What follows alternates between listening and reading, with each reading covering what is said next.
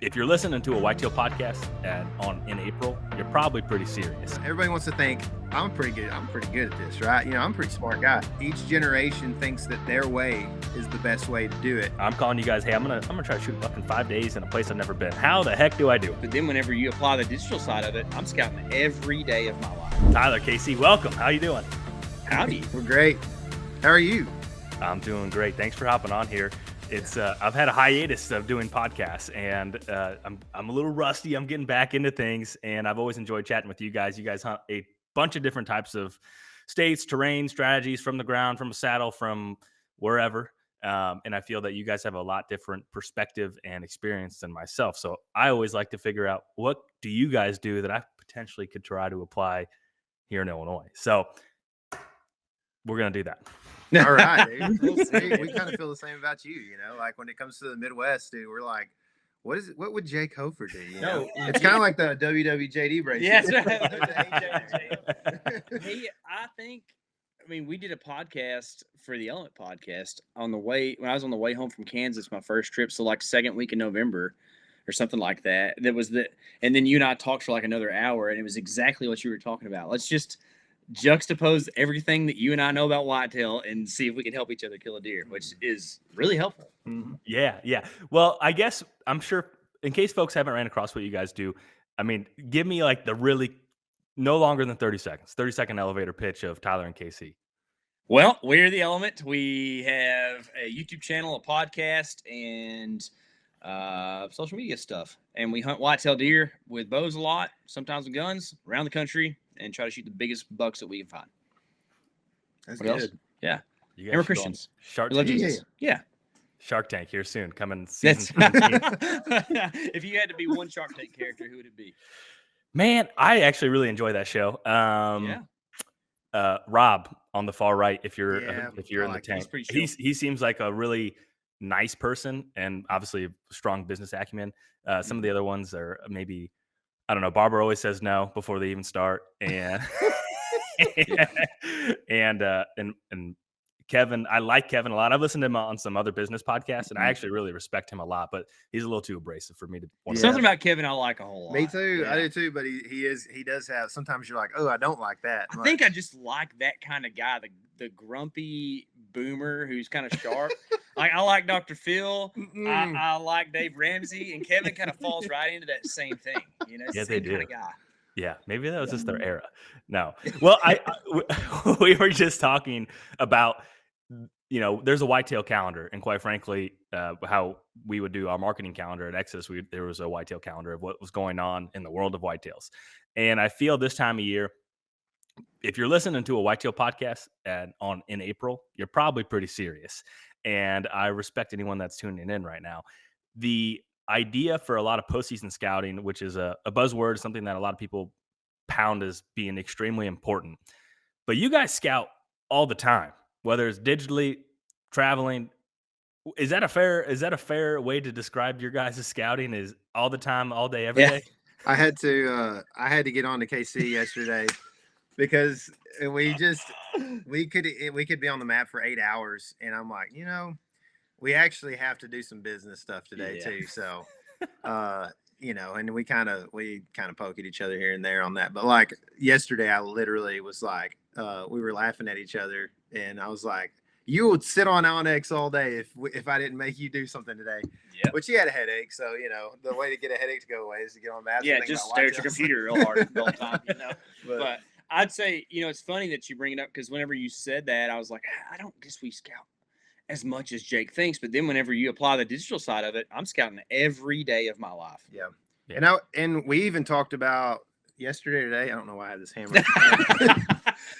Keep hammering, that's it.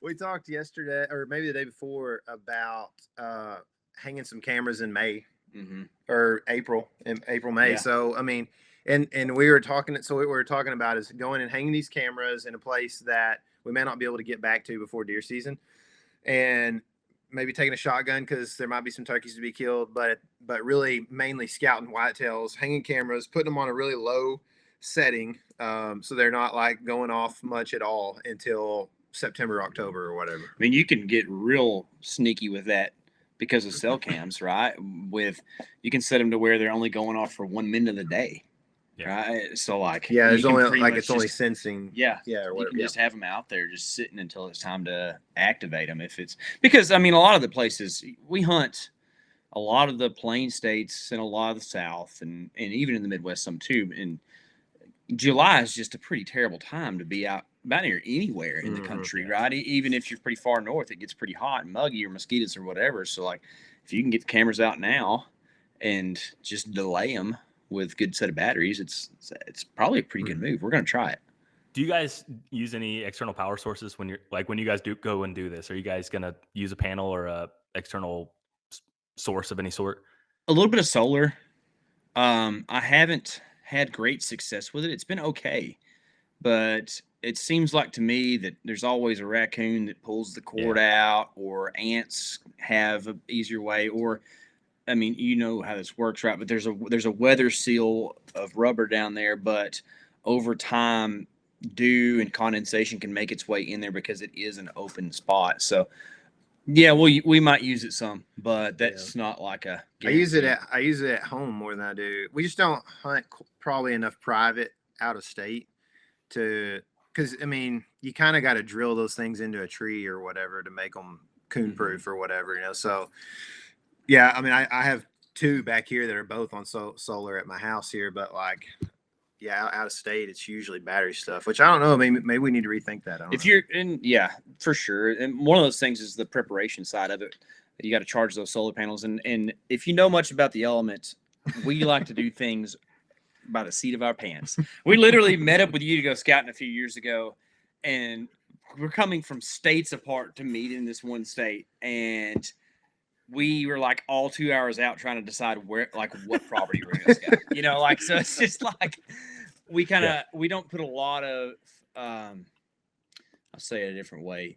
We weigh out the priorities of like what we're going to put a lot of effort into, and preparing all of our knickknacks is not usually one of the things we do a great job of. No one's perfect. No one's perfect. That's exactly right.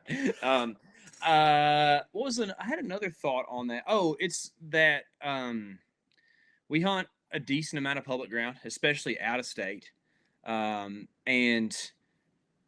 we're oftentimes setting up those cameras as trail cameras, like the name would imply, and so you're only crazy idea. Yeah, I know, right? You're not putting it over a food source, or not often can you find the right scrape to put it on or whatever. So, I mean, right now we have cameras that were deployed summer of 23 that are sending us pictures right now that the batteries have not been changed in. Wow. Sending pictures of pigs like every day, which is wild to me. I'm sure they're going to die any day, but just, I think that, especially if you keep those cameras where they're not going to get flooded and they're not getting baked in the sun where the batteries corrode and, explode, they can last for a really long time. Especially probably in not a super, to your point, it's not on a food source. It's not on a spot where you're going to get pictures of deer for an hour in the morning, an hour in the evening, and 100 pictures a day or whatever the case may be. Yeah, exactly. Yeah. How, because I feel like sometimes there's changing cardinal rules of whitetail hunting, and one of them would be someone's thinking, man, you guys put out your cameras in the spring. That seems a little crazy. That's a little bit against the grain of what is the rules of trail cameras. And I think that aside from the time perspective, what else are you guys thinking? Just from, hey, we don't know. We're probably not going to be able to make a summer trip here or a fall trip, but we do want to know what's going on, and we're going to be super proactive. Mm-hmm. Yeah, I mean, you have to think about where those cameras are going to go, for one, right? Because, I mean, there's not, based off of crop rotation, and then just, again, like planting, tilling, all that stuff, new vegetation, which means new food sources in the woods right now. Like, the deer are just going to be in a much different place than they are usually come October or whatever, So you have to think about like where these cameras are going to go. And I think, like, it depends on the neck of the woods you're in right now. But like for us, I mean, we are like about near leafed out, and I mean, it's very green around here. So like, some of the things that deer are eating around here right now, real heavy, would be like cedar elm buds or leaves that are just new growth, or any of that kind of stuff. But especially I think of like cedar elm thickets that grow real low to the ground. There's greenbrier that's growing new shoots on it right now that I'm sure deer are really heavily browsing on, new clovers and different stuff like that too. So they really have a lot of food on the landscape. So if you're really thinking about putting it out now, you can't really look at like the newest, freshest sign when you go out there into the woods. You got to think more about like, where's the old sign? Where if you're looking to put your camera on in September, then you need to find an old scrape that's going to open up, early October or whatever, maybe. Or you need to find, a field that was in corn last year, and it may be some corn stalks are blown into the woods right there or whatever. Like the trail leading into the back corner of that corn is probably going to be leading into the back corner of a bean field this coming summer. So kind of planning ahead, like for food sources. And then also if you're out there scouting on the ground, looking at this last fall's rut sign, or even heavy trails that may not have a lot of use now. There's a reason that they're there, Another thing that I think about too is there's two things. The competitive advantage, which is not something I like to even think about too much, because I don't like the idea of competing against other people. It's not something I enjoy in the whitetail woods. Now, I love competition. If you want to throw a ball at a rock until we hit it, like, I will beat you. But like I don't really enjoy that aspect of it. But there is the thing where, like, if you get cameras out promptly, it at least lets you have some sort of stake in a spot. I don't want to go too far down that road, but it's a thing I think about. The other thing is that some of these public land pieces that you have aren't open year round. So you can have access this time of year, but you might not even be able to access that in July. It might not open until September or October for traffic.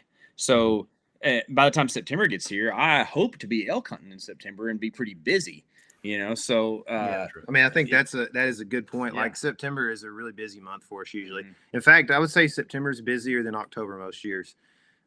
So again, like getting cameras out in August when you're fixing to go travel all over the place in September to elk hunt, deer hunt, whatever, you're like, I can't take another trip in August right before everything kicks off, So it's definitely handy to get that stuff out when you have a chance, so that it's not just like, oh, now instead of September to December, we're hunting August to January, or whatever. It's a 6-month deal, which I want to be in the woods every day.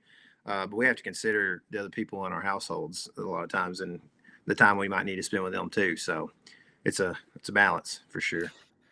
Yeah. I feel that I fall into this trap oftentimes where, there's these slated times to do this or do that. And it's real easy for that time frame to go by, and you're like, well, I have to wait until whatever time frame to do. Like this, even cameras, for example. I'm not hanging.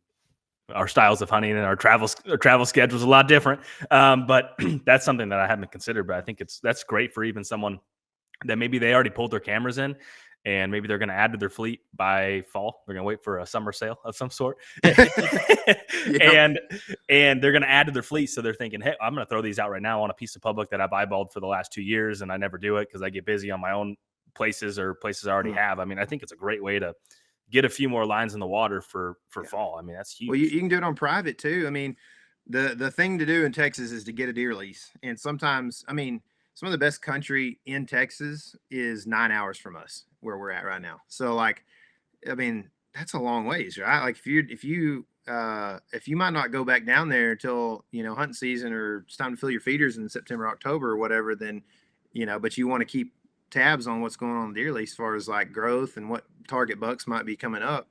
I mean, it's a great time to go down there and put a camera out. If say you got turkeys on your lease, right? You go turkey hunting, throw some cameras out, maybe kill a turkey and go home, and made a good trip out of it, Yeah, I like that a lot. Here's a loaded question for you guys. Mm-hmm. I'm going to take away your trail cameras, or I'm going to take away Onyx. Which one can I take? Dude, this is I hate this question because I know the answer and I don't know what I'm actually supposed to say. What's politically correct here, you know? This is the I truth. understand. Nothing but the truth. You take my cameras every day. For sure. Yeah. Me I knew too. Casey was going to say that for sure. Yeah. Tyler wasn't sure. Yeah, for sure. Me Yeah. too, man. Dude, Onyx is just every day for us.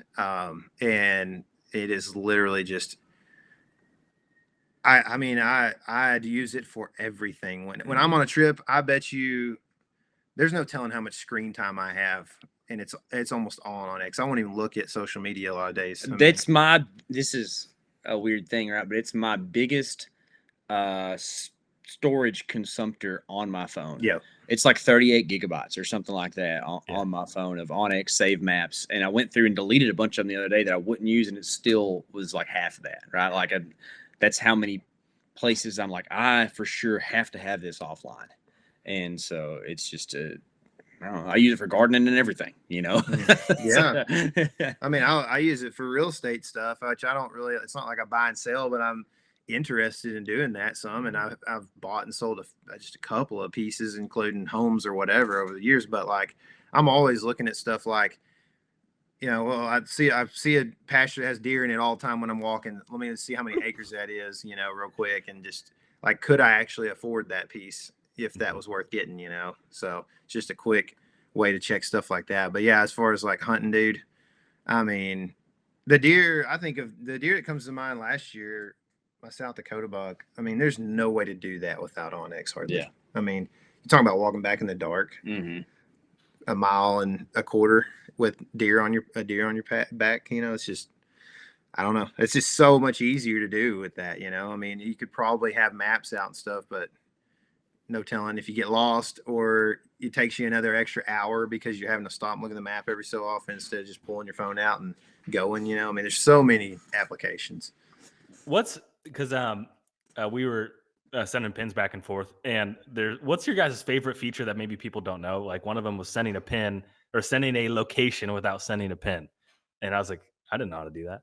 Yeah, that's a big deal. It keeps you from clogging up a spot too much. Like, hey, I'm right here. You know? Yeah, exactly. Just hold it down and send that thing. But I use the radius tool a decent amount because a lot of times I'll have, especially you look at like a more open state or a state that maybe you're hunting fence rows on field edges or whatever the case may be. It's accurate enough for me to understand like what's in bow range. Like you can see trails on there too, and it's like, okay, that's a stand tree. That is about 42 yards to the trail, which is like not ideal, but it's still within range, right? And you can do that with the radius tool and still feel pretty good about it, I think. That I use that a lot. I mean, other thing I use all the time is just different colored pins. You know, I mess with the colors a whole lot. I kind of have like a mental way of organizing that stuff with white and black and purple and yellow and different things. And so I think that's a thing I use a lot. Yeah, I mean, I'm not like super, I don't use a ton of the features, but I have two more too. Yeah, so go ahead. Okay, so one, I think this is like, it's so, I don't mean for this to sound insulting, but to me, it's so remedial that I forget it's even a feature. But have your crosshairs turned on. And I don't know if you do that or not, but it's like a little crosshair right in the middle. And that way, if you're showing your buddy this place, you don't have to point at it and have a big fat finger that you can't see like exactly what he's pointing at. Another one I don't do. Dude, I mean, maybe it's not for everybody, but for me, the crosshairs just changed the game because, you know, we're always bouncing stuff off of each other. And if I'm like, look at that spot right there, and I'm using my fingers to pull it to where it's, you know, a more narrow view, it's still hard to tell exactly what I'm talking about. But with the crosshair, I can point to a blade of grass if I want to. What was the other one? Oh, the 2-finger line distance thing. Yeah, I love that one. What I was gonna say. Yeah, I learned that one this fall. I went with to New Mexico with a friend, and the guy we were with, he's like, "Oh, it's like 300 yards." Like, how'd you do that? He's like, "I just use 2 fingers to do that." It's like, no kidding, I didn't know that. Cool. So handy. That was gonna be mine, and basically, Sorry, I mean, I always, I mean, this may sound basic, but like I always have topo on. So like hybrid mode. Yeah, like hybrid mode. So like now it's just become Like it's like I know I can look at a flat map and see everything. I mean, I just know now. Like at first, you're like, oh, what is the drainage going this way or that way or what, you know? But now, like I just pretty much I understand that because I've looked at it so much, and I think that even if you're unfamiliar with it, to start having that stuff on there is in 2-3 years of having OnX with topo lines on in the hybrid mode. I mean, you'll be to where you can look at a map and quickly find. And that's really what like out of state travel hunting is like, can you get on a deer in 5 days? You know what I mean? So like if it takes you, you know, if you have to walk in to figure out what the topo lines look at, then you're half a day behind. You know what I mean? So I know one that you lean on a lot is the crop layer stuff too. Yeah, especially like early season in North Dakota this past year. You're using that a ton. Yeah, I did use crop. I always have crop layer on. Yeah. I'm a slope angle guy. Do you guys ever use that? Only like for elk stuff, and not even that much. Really? Yeah. But so when you say bedding, that, you're talking about 3D map?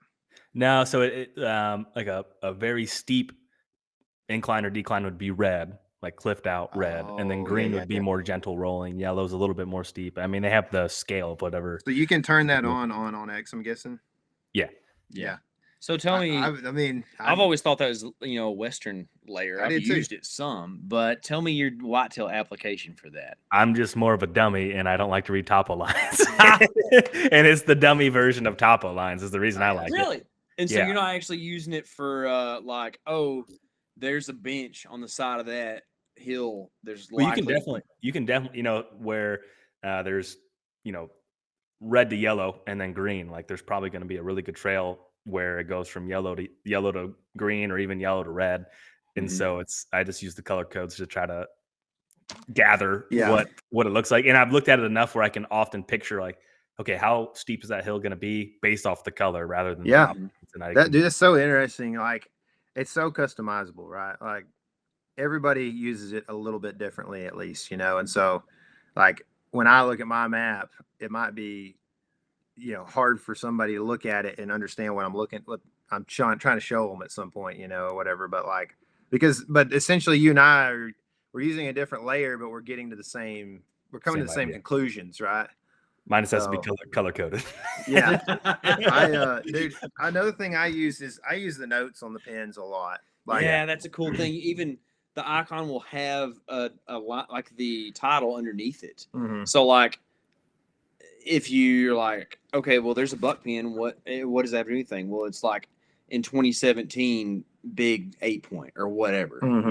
Like that stuff is pretty handy. Yeah, and I'll get like, especially when I'm pre-scouting a place that I've never been to, I'll add a lot of notes because, like I color coordinate as well. But like the main thing I want to know is like, what was I looking at when I put this pin here? Like, and there's usually like multiple things that led me to an assumption this would be a good place to potentially hang a stand. But when I go back and look at it later, if I don't have notes, sometimes I'm like, I only see one of those things or whatever, so I try to use those quite a bit too. Yeah, I agree. Taking the time to make the notes or add a picture, it seems like kind of cringy or like, oh, you guys were just saying that. I'm telling you, it makes a difference because I forget a lot. Add a picture for sure because it's actually doesn't take that long. Right? You just like, okay, that's a spot, especially in a scouting scenario where you're on the ground and you're like, oh man, that tree right there in early November is it. And by the way, I'm going to want to set up on the southwest side of it. I'm going to take a picture right now. And that way, sometimes I'll do this. I'll put my finger out here and take a picture. That way I know exactly what I was taking the picture of. Like, oh, that's where you want to set up on that tree right there. And then it's, you can send that to Tyler. Say I scouted, Louisiana, and he's actually the one that ends up going hunt there. I can send that to him, and he knows exactly in the dark where I think's a good spot to set up. Yeah, that's pretty crazy. You guys mentioned trying to kill a deer in 5 days in a spot you haven't been. That's hard, man. So you guys make it look a lot easier than what I know it is. Well, through the power of editing, we can make 15 days look like 5. I was going to ask how much, like on those. Let me just ask this. How do you guys do it? Like for someone that's listening to this, they, maybe they live they want to try their first out-of-state hunt. and they watch your channel or they watch whoever's channel, and it's like, man, you guys make it look really easy. Where do you start? Because obviously it starts with digital scouting. Like, and I want to get to kind of cut through some of the really high level stuff that people have probably already heard, but even, okay, go find Piece of Public on X and go check it out. But like population density in the area, like, is that something you guys look at? So run me through the cliff notes of, I'm calling you guys, hey, I'm gonna try to shoot a buck in 5 days in a place I've never been. How the heck do I do it? I mean, you mentioned population density. That's not something I hardly ever consider, honestly. Like, I don't want to hunt near people. Did you mean deer or people when you said People? that? Oh yeah, People. yeah. Okay. So people. Yeah, that's what I was thinking. So, I mean, I mean, yeah. What's his name? Lee from Seek One. He's proved that you can kill big deer around people, right? True. So I don't think it's as much about population densities in my mind as it is like historical data on where are big deer from in the country. You know what I mean? So obviously Atlanta, Georgia is not thought of as that until all of a sudden there's people on YouTube killing 180s and 200s, you know, but the thing that Georgia gets, or Atlanta, Georgia gets in that scenario is some sort of protection for deer to get old, right? Mm-hmm. And that would be the protection of nobody really cares to hunt in the suburbs, or very few do, right? And the slim access to only small acreages. So I guess what I'm saying is like, you know, if you go to Wisconsin, there's probably some decent college towns and places around that still have monster deer beside, you know, the campus or whatever, or 15 miles out from the campus. And you're just not going to get that. Like we're an hour and a half from Dallas here, and it's just not big deer country. You know what I mean? So same thing. You could go 2-3 hours west of Dallas and still not going to find monsters until you get a little bit further out, probably. So I think that more for me, it's about like, where have people been killing big deer? And What's the creative way to find out? Well, I think that people will discount. Like people want to think that they're really smart.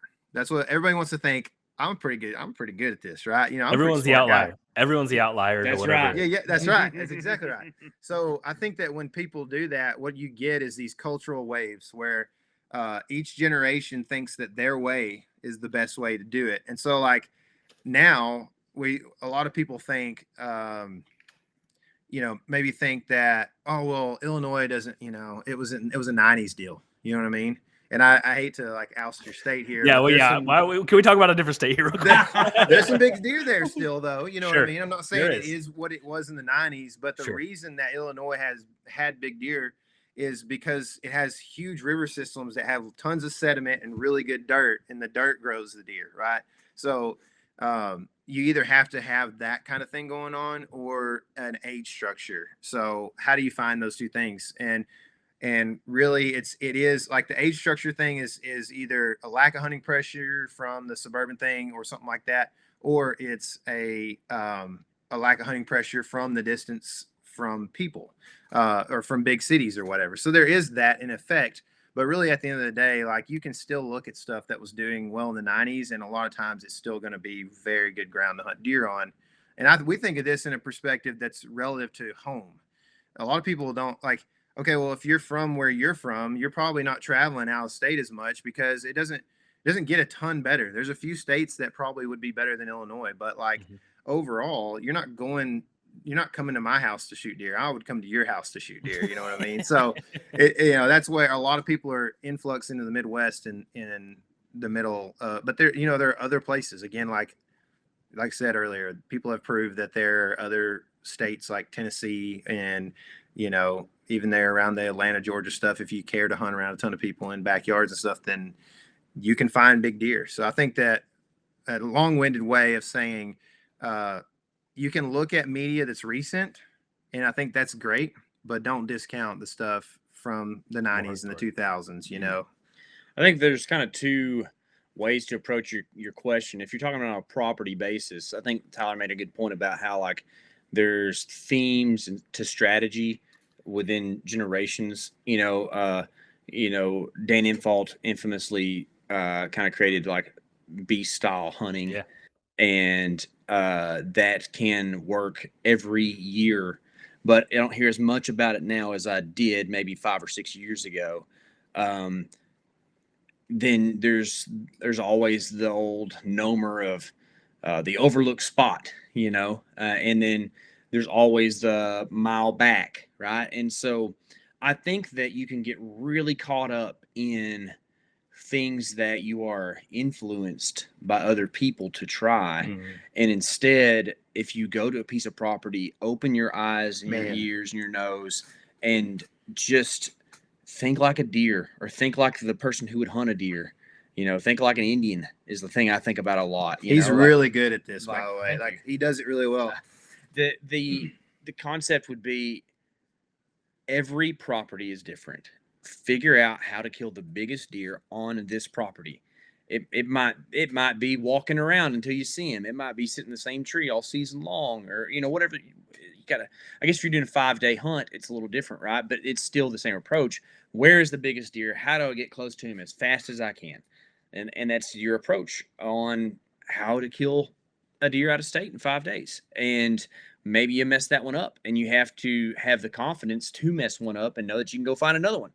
I mean, this is the beautiful thing about whitetail deer. They're the most abundant big game species probably in the world, right? I mean, I don't know for sure, but like North America. North America for sure. So you know that there are other deer in the world. Now, there's some special ones, and I don't want to get outside of that, but if you're traveling out of state for a 5-day hunt, you're not going to hunt a special deer. You're going to try to kill a deer that makes you happy, right? And so you can find that a few times on a trip.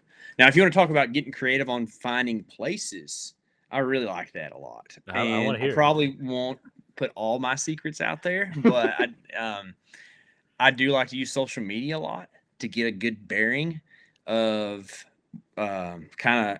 You can go on Instagram, search a middle of nowhere town in the Midwest, and go to places in that search, and it'll show every picture of an animal, or every picture that was taken, tagged from that place.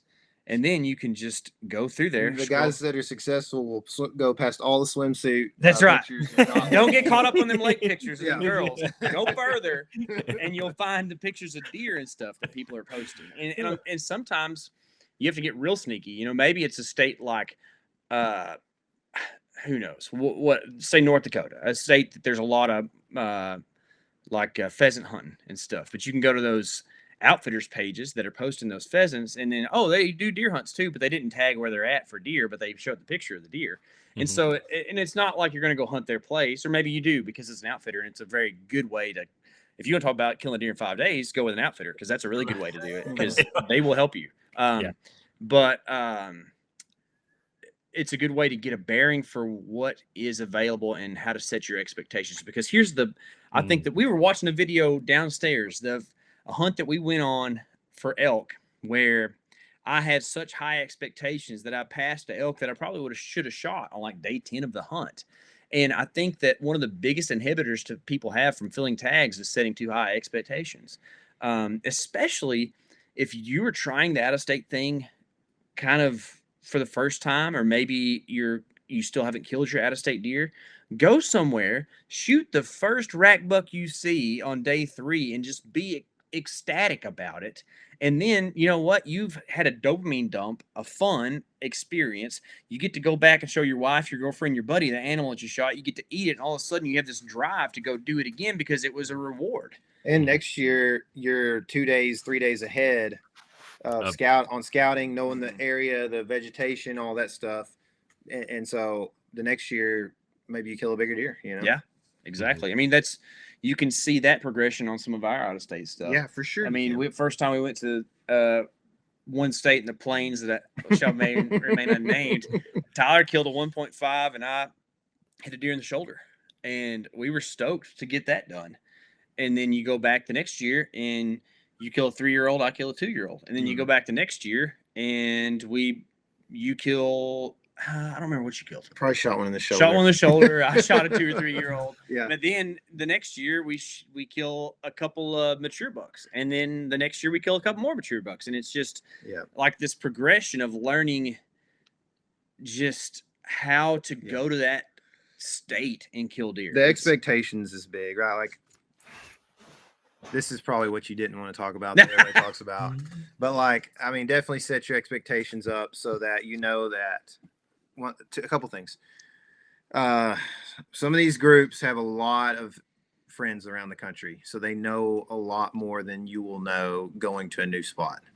They know people that have been there or can tell them at least a few things about it. So when they go and kill one, they've either been there or a friend has been there a lot of times, and I think that it sets a bad precedent for people who go out of state to think that, oh, I can go kill a 3-year-old at least. And I think you should just set it up to know that like the first year is probably going to be a failure. But the thing is, if you do it right and you ask the questions, which is why and what a lot, then I think that if you ask those questions, you'll come back the next year and have a much better hunt. So I think it's a 2-year process a lot of times. And I think people don't quite grasp that before they go out of state to hunt somewhere. And I will say too, you made a very kind statement or an implication that we can go out of state and kill one in 5 days. And that just absolutely is not always the case. We struggle bus hard.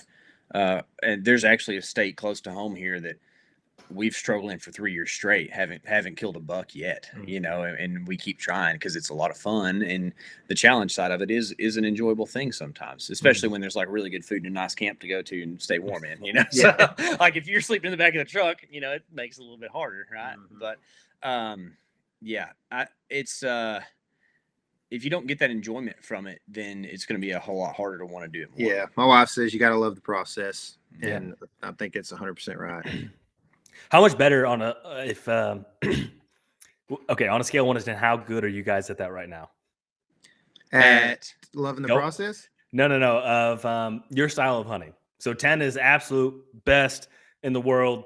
No one is better. 1 is I have no clue what I'm doing. Listen, are you familiar with the hedgehog concept? No, I'm not. Okay. So I don't know much about it either, but there's this book my friend told me to read that I didn't read. It's something with the hedgehog, and it pretty much you're supposed to find the thing you think you're the best at in the world and do it. And I would like to say that we do our best to be top tier in doing what we do. So like an 8 or 9, 90 percentile. You tell me, Jake. I'm gonna put you guys in the 90 percentile. Sounds great. Thanks, man. I mean, it's. Humility is very important. I mean, I think that you should always err on the side of humility, be humble, but also like you have to have a level of confidence to be successful in anything, right? And so I would say that my scale on that fluctuates. Whenever I leave on a hunt, I absolutely am a 10. I might come home a 2. But I'll leave as a 10, you know, and if you don't have confidence in not just in yourself, but in your tactics, then you are not going to execute them at their highest level. You know what I'm saying? So like, if you don't truly believe in scrapes in late October, you are likely to not kill a deer on a scrape in late October. Yeah. Right. If you do not truly believe in rattling, you absolutely will not kill a deer rattling because you ain't going to do it enough. Yeah. If you don't believe in snort wheezing, you are not going to kill a deer because you're going to sound like a little pansy 2-year-old and that buck's going to not care. You know what I mean? So like, you got to believe in the ability. I would say, so all that to say, I think that we still have a lot that we could improve on because we are not batting 1,000 on that. I mean, if I could say, if I'm being honest, 7-ish. 7. Yeah. Okay. So 7 years ago, what were you? See, I was gonna say we were watching some old videos this morning. We'll kind of when we're working or whatever, we'll just put some element stuff on the background so that the guys can kind of watch it and see what how much better we do now as far as like cinematography and all that, you know, and see where we came from and be familiar. If we're like, hey, 3 years ago I had an encounter with a buck, they're like, oh yeah, it's that one I saw. Yeah. Anyway, I was watching some older stuff, and every time we watch like videos from like 4 or 5 years ago, we're just like, man, I would have killed a deer on that trip if it was this year. You know what I mean? That's just the progression of getting better. It is, and man. I think that's a main point about what we're trying to say here is, it's not actually that I consider myself an expert in anything, but I am someone who has accumulated a lot of experience now, especially even for my age. I'm not old, I'm not young, but I have a lot of time in the woods now because I've we've made ourselves go do it. And experience, you just cannot beat experience. Yeah. Because there are so many things outside of your control and outside of your skill set that you can still learn from being in the woods. Right? Like I did not work hard to observe this buck doing a certain thing, but I saw him do it, and then the inferences that I can make off of a thing that a buck's doing, that's important. That I was out there to see that, and I can take. And this is where I think it's interesting. You were talking about earlier about how we scout 24/7. We're out in the woods right now and hunting pigs a lot. We have a lot of pigs where we're from, a lot of wild hogs, and so it's kind of strange because we'll see deer sign while we're out there. I'm never going to deer hunt the property that we're hunting these pigs on, but I'm putting together all these pieces in my mind so that if at some point in time I'm in northern Minnesota, just take a random place, I can then draw back on those experiences that I have in a completely different part of the world and understand that it's still the same species of animal. And then I can make some implications because of something that I've picked up along the way. Yeah, I think it's, like he's very good. He's very observant. He's very good at putting pieces together. There's really not an off button for him. So like good and bad. It is like that. I mean, there are things like, again, like I was saying, like where it's like, hey, we have to work today, Yeah. Or, man. But there's also right, there's a balance there. And like, so if you want to be the best whitetail hunter that there ever was, maybe it would be a bad thing, right? Like maybe if you're the best quarterback to ever play the game of football, you go through a not very good divorce, or whatever. Maybe like, like what I'm saying. So like, I mean, it's cool that we get to do what we get to do, but we have to continually remind ourselves, like Casey said, in humility, that like there are things more important than hunting. But hunting is very intrinsic to like who I am. I do feel like I really am happy in the woods. So like, I would rather be poor and out in the woods walking around just making it than be wealthy and having to sit behind a desk or working way too many hours throughout 365 than not being with my kids or my wife or whatever. So I think just reminding yourself that that hunting is awesome and we can be good at it, but don't be jealous of somebody who's really good at it or whatever either, because again, the sacrifice that's put in for that sometimes is actually not what you want to sacrifice, and that's an okay thing by far. So I like the way you formulate the question, because you asked where do you rate yourself on a scale of 1 to 10. It's not are you the best in the world or are you top 10 in the world, because honestly, like we're all trying to achieve greatness in the whitetail woods, and there's room for all of us, brother. Yeah. Like we can all be 10s at this. They're gonna There's sound like a bunch of sorority girls, dude. Just like we're all 10s. But like for real, it's this rising tide lifts all boats type of thing, where find somebody that you think is good at it, compare notes. And then it's not like a golf, ranking in the world where there's a number 1, 2, 3, 4, 5, 6, 7, 8, 9, 10. Just let's all figure out how to get better at it. Yeah. That being said, when I leave the house these days, I expect to kill a deer on a trip. Like I am 100%. Let's go deer hunting right now. Has it always expectation? When did that change? Was there a time? I mean, did that? I would say yes. I would say probably. I would say probably 2022 is when I've really started to feel like somewhere in that season I was like, there was a lot less doubt in my mind when I went places. Go ahead. That was the first year we did the buck truck series, and we killed a ton of bucks on that, in that season on that. And I've kind of gotten to the point where now, like, I also have, through being youthful and excited about things, I've kind of seen like, oh, well, this was a red herring, as KC says, or something like that, where it's like that. So I know, like, if I'm going to leave, I'm a little more like sure in the plan, the state, the area, that kind of thing.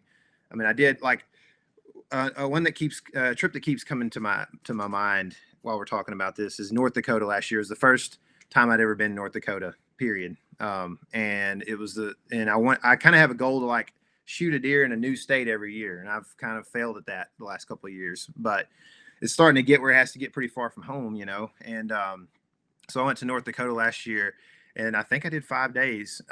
And I mean, I put a camera guy. I had 2 camera guys with me because one was an intern. He was learning.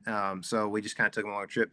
I put him in a tree that I'd sat in the morning before so that he could film me while I killed this buck 200 yards away on the edge of a cornfield, feeding down the edge of the cornfield, which is what he did the morning before. And then I'd seen him 2 days prior to that. And he walked right under my camera guy that morning, like 200 yards away from me in this huge field. Huge, grass is too tall to even see him. But my camera guy's filming him over there and calls me after and is like, "Hey, this buck just went by me." And I'm like, "Oh, you gotta be kidding me." So we basically went home. But one thing that was tough about that hunt is I left with the preparation in mind that I was going to go kill a deer, and I had a place that I was going to kill a deer. This is where I was going to kill a buck. I was so locked in and 100% on this place before I even went up there that I was like, I'm going to kill a deer here. And it was a big, huge undertaking. I was going to float a river with a camera guy. We had a 3-piece kayak. And turns out the one piece of preparation I didn't have was that the kayak wasn't going to float me, a camera guy, and all of our camera gear and a bow and sticks and all the stuff, right? I mean, it was barely floating us when we got in the river. And the wind was right, everything. I had a flat on Labor Day that cost me like $400 to get some dude that his wife was at the only place in town open. Like it was a disaster of a trip, and I still came really close to killing a deer at the end of it. But in between seeing this buck for the first time and then actually hunting him for the last 2 days, I had the day with the good wind that I was going to go into the spot and kill, and it just turned out to be an absolute disaster. Mosquitoes ate my camera guy alive, and he was moving so much when does were coming by us, and if they'd have got by us, it was bucks next, and they just didn't get by us. They were coming right 15 yards past, and he's swatting mosquitoes, and he's wearing too thin of clothes is what it was. And that's a good tip. That's a good tip. Mosquito time later. Dude, you might sweat more, but there's a piece, not to make too big of a plug, but there is a First Light piece that's brand new that I had previous to them releasing it. That is my mosquito sweatshirt, basically. And it's thin. It's not super hot, but I would way rather sweat than have mosquitoes just eating me alive. They can't get through it. It's too tight of a weave. They will. I mean, I have not had one bite me yet through it. And the hood kind of it's not super form fitting. So it like sticks out from your head and got a mask in it and everything. So, I mean, that piece saved me that night. But what's that called? Because I'm curious now. Just what is it called? Origin Light? I'll look it up. I want to say like Navigator or something like that.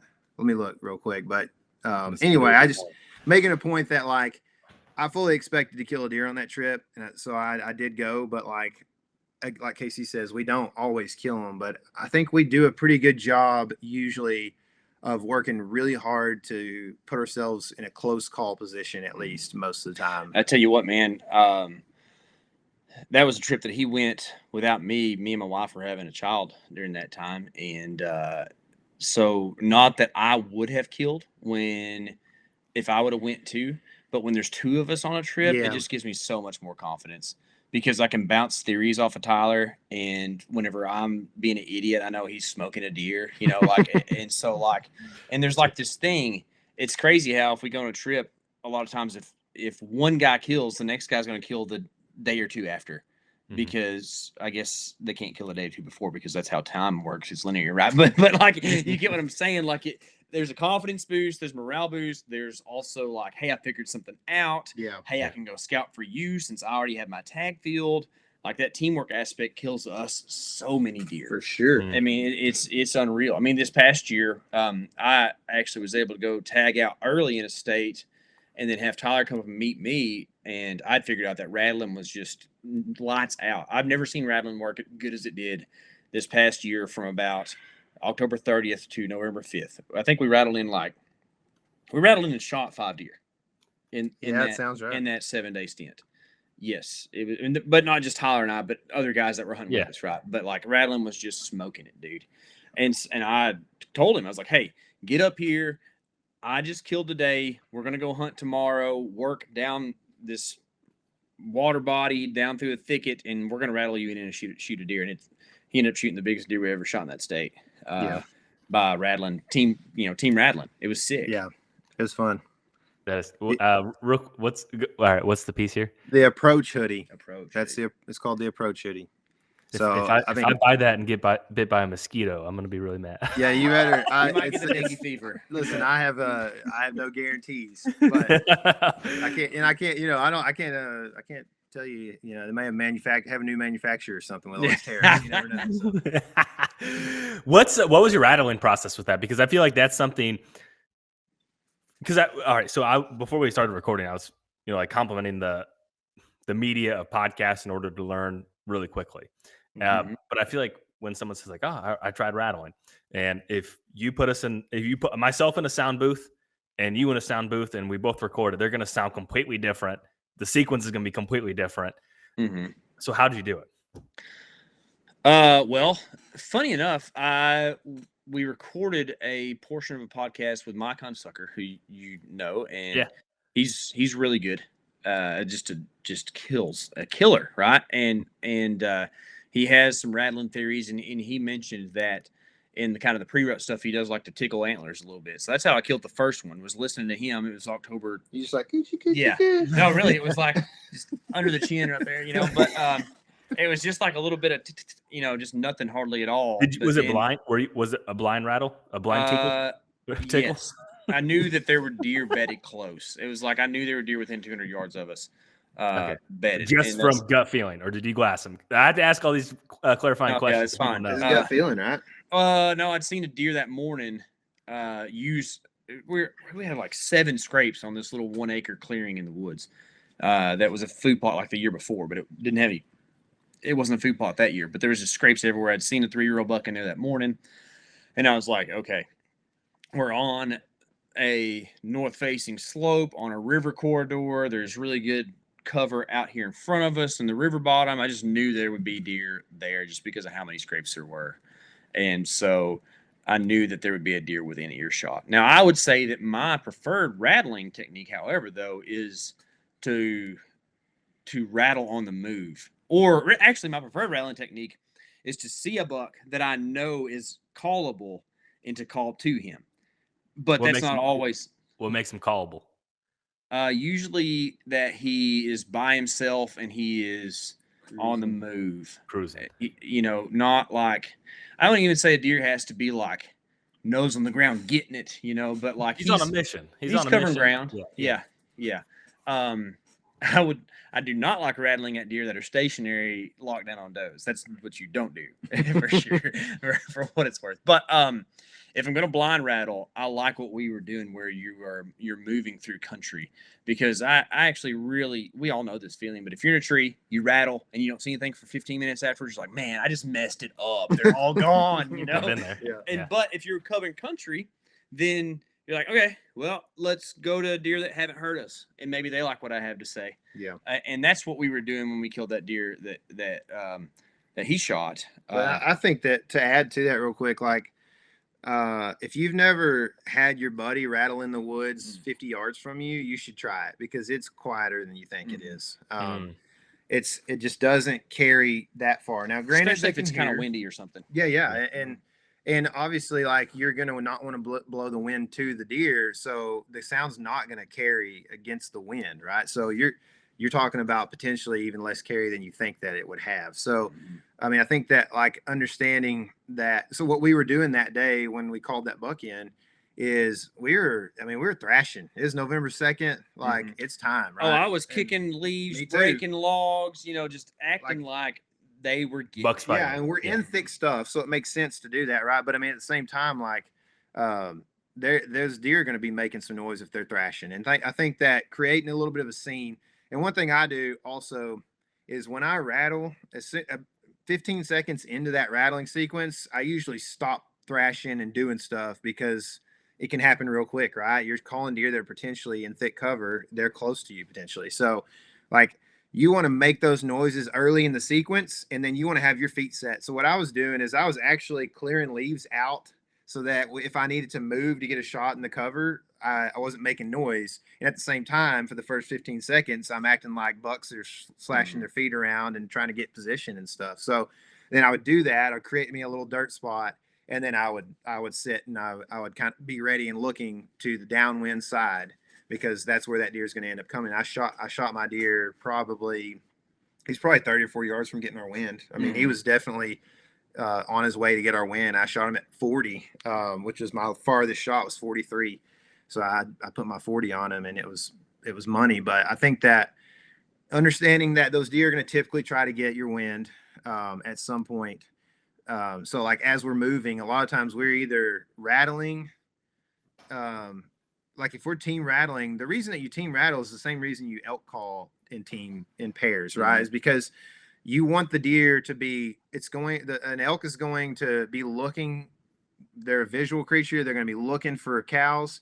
And so you want to be in the window ahead of your caller, so that when that elk steps into that window, he doesn't just stop at 70 and you don't have a shot at a 70 frontal or whatever. So same deal with the deer. Deer are visual too, but in thick cover or wherever, they're going to also try to go to the downwind side. So in a team calling situation, it is, here we have my rattler, and then I'm 30, 40 yards to the downwind side, at least on a quarter, so that you can pick up that deer quicker. I think you're making a good point there too. I believe people highly undervalue a deer's desire to see you. I think people think about deer's noses a lot and their ears a lot. And we all are like, okay, we got under camo, you're not going to see us. But a deer's primary method of intake of senses is sight. I mean, you don't have any deer that are like, you know what, my nose is so good, I'm not even going to look. I'm just going to go smell. If you see a deer that's trying to get your wind because he heard you grunt or snort, wheeze, or rattle, he's looking in that direction the whole time. Yeah, I mean, case in point, that deer that we rattled in, I saw him before the camera guy and KC saw him. And so I was losing it, right? We're in some thick stuff, and I see this high rat coming through at like maybe 80 yards max, like he is not far. And KC's just wham, wham, wham. And I'm like, he's probably just monkey arms out there, like gonna spook this thing. So I like look back, and I'm like kind of crouching below the thick stuff. I'm like, hey, I'm flapping my hands like a bird, I'm like, he's coming. And anyway, so he, I'm glad that he did, but he kept rattling, but the deer stopped. So when I saw him, he ran probably another 15 yards. He stopped. He's looking. He hasn't made it to our wind yet, but he stops to look, right? And I mean, there's a good moment of time there where he stopped, where I'm like, literally, I'm able to go ahead and I just be sure I range the line of willows that are at 43 yards, and I get 43 again. Just gives me confidence, shoot my 40. And then he takes off, and I just mack him real loud, and he stops. But he was looking before he went to smell. I think there are cases. I would say there's probably cases where a deer turns its eyes off, like if it's trailing a hot doe or something like that. But in a case where like this deer anticipates moving creatures in the woods, like he's looking for that thing. Well, he wants to see if he smells bucks. He already knows what they are, and he probably is going to see smell who they are. And from what I understand about deer, I think they have an identity. However, if he can get eyes on them, he can then understand the social dynamic that is going on between these bucks. He's going to know if he can whip both of them, if he can just whip one of them. He's going to know if there's a doe there that he can just steal and not worry about them. There's just, if you've ever watched deer interact, they're posturing and they're doing all kinds of stuff all the time, no matter if it's the rut or not. Like they have this social hierarchy that has keys from like visual indicators, right? Bristling up the neck, the ears, however they hold their heads, whatever the case may be, they paw at each other. They do all these things. And so like that's the impulse. They know that their eyes are their primary function, but they know that other things are something they can rely on heavily. And that's why calling really works, right? Because if you've ever tried to use decoys on deer, it's actually kind of hard unless they're really, really rutted up. And then it seems to be effective. I actually have never had a 10 out of a 10 experience with a decoy. I know some people do, and it looks really cool. I'd like to do it someday. But calling, now you can trick a deer calling. Well, you do it pretty often. And I think it's a weird counterintuitive deal. but you have to believe that you sound like a deer so much that there's no way that this deer isn't going to come see what you are. And sometimes that involves combining noises and maybe even sounding a little bit unrealistic to the point, because you're not trying to actually sound like a deer. What you're trying to do is get a deer close enough to kill it. You get what I'm saying? Yeah. So like, you're not trying to be the perfect example of what a deer in the woods sounds like. You're trying to do something that's going to make a buck come over here close enough that you can get a shot at him. It doesn't matter. You know, maybe you do something real dumb, like incorporate a doe bleat right after a snort wheeze or something, you know, but maybe it was the thing that actually killed the deer. And so in that scenario, I love doing this team rattling stuff. And I like, especially, I just kind of like communicating with animals. It's fun. And so I like to throw in like contact grunts and then a snort wheeze and then some raking and then go in with some rattling, you know, probably kind of hard and fast type rattling, but not two 170s going at it, kind of like two 115s going at it. A lot of tines in there, a lot of quick motions, and really sell it, man. Yeah. Make it seem like this is not only are those real deer fighting, but those are two guys that don't need to be doing that. You know what I mean? Like, this is my turf. It's what The higher pitch noises will carry a little bit better too. You know, the tines instead of the beams as much. And I think for me, I'm not so much of a like wind up into a rattling sequence. Like if I'm rattling from a tree, I'm pretty much going to I'm going, depending on time of year, but say it's like time to rattle. It's November or whatever. I'm probably gonna the first thing a lot of guys want to do is whap, and it's That's like, what I do every time. That's what I do every time. well, you know, and, that's And I don't not rattle how- in many bucks, so this is a good example. Yeah, and I think that's the first thing you want to do is like, what is the loudest noise I can make? It's time to rut, you know. And it's really, if you've ever watched bucks enter into a fight, what they do is they kind of, their heads start to come down slowly. And it's like, okay, are we doing this? Are we doing this? Yeah, we're doing this. You know what I mean? Yeah. And so it really just turns into like an immediate it's almost like the antlers are almost touching before they start to it's like maybe a tine gets touched and it just signals all of a sudden just rack. They're not So bighorn sheep, right? They're not Right. up there going, pow, exactly. Right. So Yeah. pow. I think like, again, I've been blessed to see a lot of deer fight and have those kind of interactions. And one thing that I think a lot of guys also do is they get into a cadence, and that's not a good thing either, because the deer are not in a cadence. They're not in a, it's not that at all, right? It's got to sound, you have to intentionally be irregular in Yeah. the sound. I You know think what I mean? about trying to make my right hand kill my left hand. That's how I Yeah, rattle. yeah. You know, it's like your hands are fighting. For sure. And so, like, how would you? It's Yeah. so dumb, right? But it's almost like you're playing chess against yourself, and it's like, okay, you just made that move. What am I going to do with this hand? I think there's another thing that you have to think about too, is there is time, like deer get locked up, right? Mhm. We see it all the time on social media.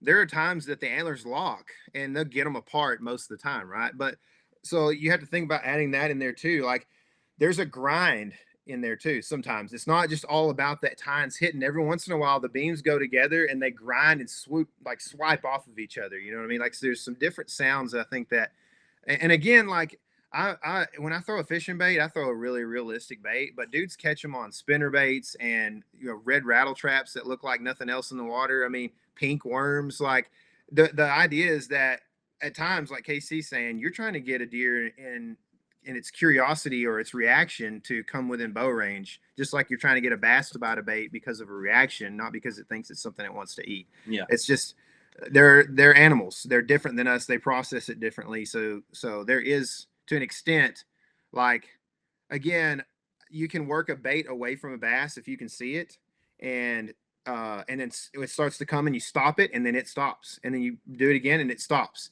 and then what you do, you throw it back in there and you start to run it, and when he comes, you keep pulling it away from him, and all of a sudden he's just like, I gotta have that thing, right? And so Yeah. it's the same thing with a deer. Like sometimes you have to understand what is the temperament, if you get to see this deer before it's coming in, of this buck. Is he super fired up, or is his head high and his neck stretched out? Because if it is, he might be, you know, if he's a 3-year-old, he might be a little bit like, I know there's a big dude in here and I'm going to get whooped.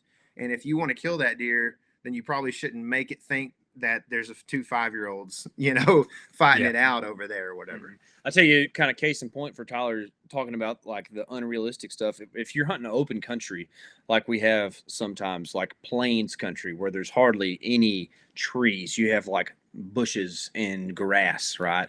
Imagine that type of stuff. A deer I killed on that Buckstruck series. A deer killed on that Buckstruck series was like hundreds of yards away. I can't remember how far now. I think it was like close to 400 or 500 yards. Right. And it's like not a very windy day. It's kind of a frosty type morning, high pressure. So sound can carry, but that deer's still very far away. I start out a rattling sequence on that deer. I turn my antlers backwards and I just hit the beams together as hard as I can just to try to get some crack for that deer to turn and look. And as soon as I get him to turn and look, then I go into a normal rattling sequence. You kind of break him out of the I mean, again, he's like in that just his own zone there in his own little spot. But I give him a noise that's unrealistic but familiar. It sounds like antlers hitting, but it's really loud. But deer aren't humans. They're very smart, but they're not like us, right? So he doesn't have the reasoning to be like, what's going on? I can hear that from 600 yards. He's just like, okay. But then once he pays attention and his ears are not doing this down the fence row, he's doing this and he's listening and looking. He can't see the deer that he's trying to find, but he hears some of the rattling that I'm doing from a very long distance, and it's enough to bring him into 35 yards for a shot across the open prairie. He did have to move downwind once the deer was out of sight too, so it's something to think about too. Like if you can see a deer coming, or even if you're brave enough to rattle for 30 seconds and then move 60 yards downwind real quick. I mean, that's a handy thing in a lot of situations. I bet you dudes rattle in so many more bucks than they actually see in the woods every year. I bet those deer coming 100 yards downwind and smelling them before they get to them a lot of times.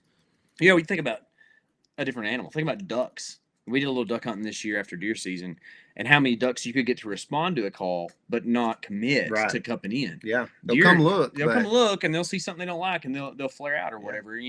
Animals are kind of all similar in that sense. You have them fooled, and then there's this indicator of this thing that's like, I don't know about that. Mm-hmm. So if you can get one step ahead of that, then you're in the money. Mm-hmm. I'm gonna go back and listen to this closer to rattling time and get a quick refresher, man. Because I feel like it's a really fun way to hunt whitetails too. Yeah, it is. I mean, it's very active. The Texan way to hunt whitetails. It is. Man. It's the Texas way of doing it. It's not if you have a target buck, it might not be the best method. But if you're just like, I'm on this place that's my buddy's farm, and he says that I can shoot anything under 140 on this place, I'm about to be rattling. I love it. I'll wrap it up with this. What, out of all the different styles of hunting that you guys do, whether it's from a stand, from a saddle, from a tent, from the ground, what gets you most fired up? Because I have a guess, but I want to hear what is the most fun? Ooh, I mean, I can. Do you know? Do you have one? I got one. Go ahead. I'll tell you can I just lay the scenario out for you kind of in whole here? Do what you got to do. All right. If I could sit in a multi-trunked tree about 10 to 12 foot, my platform about 10 to 12 foot up, with a trail that comes within 20 yards of the tree, certain days you have the confidence, right? You're like, oh, I saw a deer here. I've seen deer come past this, or it's the rut. We're in a corridor. This is a great tree to be in. I can think of some certain scenarios, but as much as we are on the ground quite a bit and do all kinds of different things, we hunted out of hay bales a couple years ago.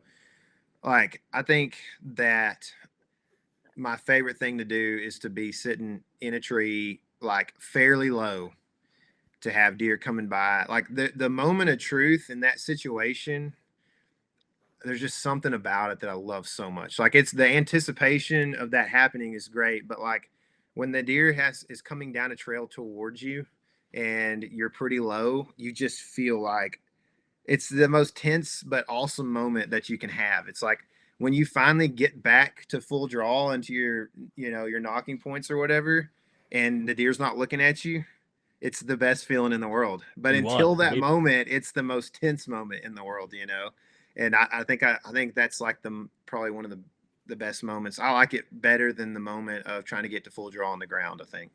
Yeah. Great answer. I like that. Thanks, man. I'm because you said that, it frees me up to give a different answer because I would really struggle to give the answer I'm going to give opposed to a relaxing rut sit in a rut funnel where you get to watch deer, because I like to watch them do their normal stuff. But I also really like to chase them down and just get in their business and make them mad. And that's so because he said that, I get to say the thing I'm going to say.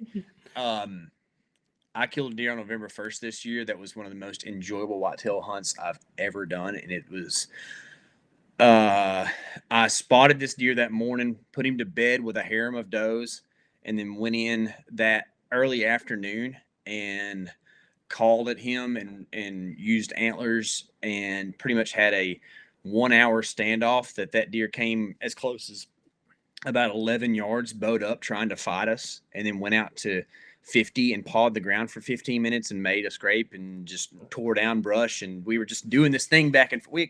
We had convinced him that we were a deer. There's no way in this deer's mind that we were not another buck that he was ticked at. And I don't know if I can fathom a better way to hunt deer than to just absolutely fool one that much. And then I made one of my better shots of my life on him too, which always helps. If you nick him in that situation, it's not near as much fun, but when you smoke him, it's good. So I would say on the ground, trying to eat their lunch is probably my favorite way to do it for sure. I love that. Yeah.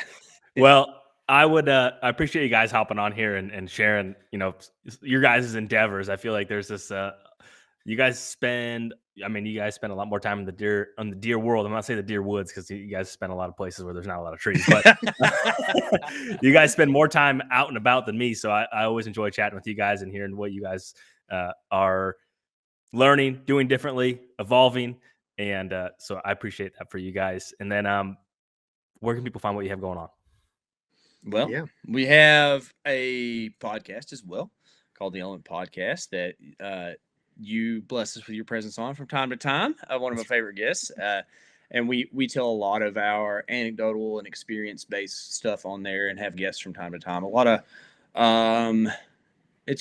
I wouldn't say it's even a whitetail-based podcast. It's an outdoors-based podcast. And, of course, that's going to be 3/4 whitetail because it's one of the things that we absolutely love to do. And then also we have a YouTube channel that we keep going all year long. We actually, a lot of this stuff we discussed today is unreleased and will go out on our channel soon. So when soon? Probably August would be when that stuff starts to drop. So not soon, The older you get, the sooner that feels, Yeah, fair. Right? 4 months from now, you'll be able to watch it. Yeah. So this is kind of neat. This past season, we were a little short-handed on the editorial staff, so we just went full bore on capture mode and just went out and hunted and filmed some of the coolest stuff that I think we've ever filmed. Mm-hmm. And just plan on releasing it in the 25 season. And I'm kind of excited and also sad that it's going to take this long to get out because I'm ready to see it myself. Yeah, for sure. If you search the Element Hunting, that's the best way to find it. The Element is also a skateboard brand. Yeah. So, and if you want to, and no one feel obligated, right? But we eat this stuff up. We do our best to have a lot of experience and share our experience with people. We've started putting together kind of like these digital masterclass type things that Jake and us were talking about beforehand on this podcast or before the podcast, that we do our best to convey our experience and the knowledge that we've been blessed to obtain through being out in the woods, a lot like you were saying, and try to help people elevate their own abilities. I bought the digital masterclass because if there was someone I was going to buy that from, it's you guys, and I want all your secrets. So I bought it and I read through it. I'm probably going to print it out. Some bonus answers for you later too, just for you being you. But thank you for doing that, by the way, and thanks for the opportunity to plug that stuff. And it's a great way for folks to support us, and we're thankful for that. And then also it's just nice to be able to, like you were saying, a podcast is an awesome place to group knowledge, and you can get it done multitasking, which that's what our generation is about, right? Multitasking. But sometimes it's good to have a condensed, like, bouillon version of what we do, right? And be able to go back, check that, make sure you're doing this. Oh wow, I hadn't thought about that before, and you can have that right there. Well, it's something that is easier to do in a stand than podcast. Yeah, you know, it's hard to put your earbuds in the podcast. You got it on your phone. You need a new idea for the next morning. You know, you can pull out the booklet and look at it, as opposed to. That's how I like to learn. And I know people like, you pay for information. yeah, I do, and that's the best way I can find a way to learn stuff. Whether it's a book, whether it's whatever it is, I think that's I'm a huge proponent of that. And you know what I'm learning, Jake, is that you actually, if you don't pay for information, you don't get the best information usually. Like I've found that out about like business consulting and financial consulting. Like there's a million videos online, but it's intermediate at best usually. You know what I mean? And there's just things that those people aren't telling because it's really good information. But if you pay them enough money, they will tell you that kind of stuff, you know? And so at the end of the day, like there's a lot of information out there, but if you want to be really good at something, you probably should pay somebody to consult you in one way or another, you know? Find somebody you trust. It's like a real estate agent, right? Yeah. Like, I mean, you can. I'm not going to do it for free, so. Yeah, I mean, you could buy your own property, right? But at the end of the day, like some of the consulting you're missing out on, you might end up with some sort of deed that isn't actual real deed or whatever. You know, who knows what could happen? I'm sure you've seen all kinds of stuff happen. So, you know, it's you pay for. You know, you pay people that are professionals tend to be pretty experienced and good at something, you know? So, yeah. And I'm not saying that about us, but I'm just saying like when I think about it with you and I talk about business and finance stuff a lot, you know, off air. And when I think about that stuff, I see those videos a lot and I listen to them. And sometimes it's kind of broken record because there's only so much depth those people are willing to get into without being paid to do it, you know? So, yeah, 100%. And a lot of times those situations are very unique too. And you need someone that has a lot of experience to where it's not like, okay, this is a very nuanced problem. And you're not going to find an answer probably online. Yeah. You're going to talk to someone that knows. Great point. Well, I encourage everyone to go check out what you guys have going on. It's been, I find myself on your guys' channel every now and then and just really enjoy watching it. So thank you for hopping on here. Well, Absolutely. Thanks for having us, man. We appreciate it and love being able to chat to you, man.